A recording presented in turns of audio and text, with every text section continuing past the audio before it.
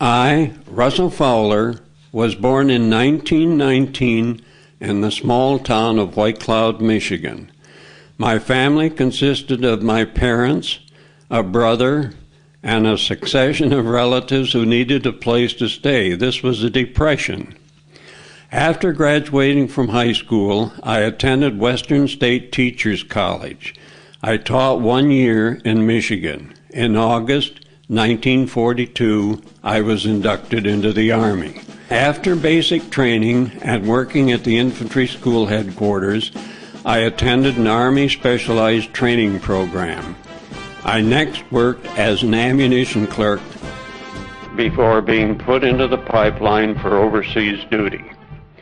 I crossed the Atlantic on the Ile-de-France to Glasgow, Scotland, on to Warminster Barracks, England, and then across the Channel to France. From Tongeren, Belgium, I was assigned to Company E, 309th Regiment of the 78th Infantry Division during the Battle of the Bulge. Much has been said about the greatest generation and those who fought in World War II, but many of the most notable stories have never been told. I want to tell you about Mike, a man whose great effort has gone unnoticed.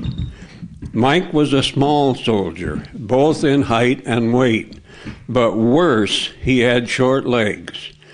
He was in my squad and with me daily.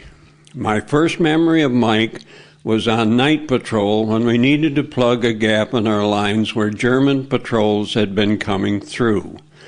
Everything was quiet, and midway through the night I heard him crying. I asked, "What was the matter?"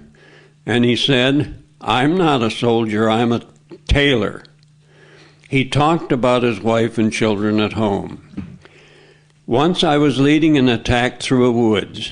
I looked back to see how everyone was faring. My men were stepping over the trees and moving forward easily except for Mike. He had to lean his rifle on the far side of a tree, climb across, grab his rifle, run to the next tree, and repeat the process.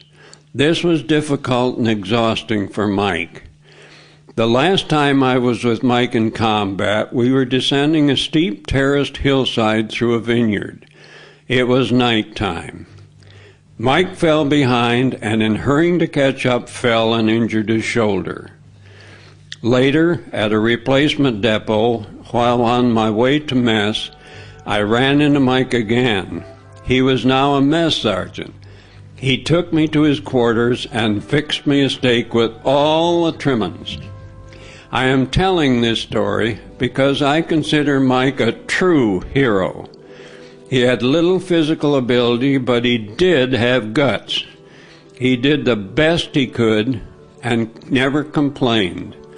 The military had many men like Mike who never received the credit they deserved. At last, my memories of Mike are placed with the greatest generation stories.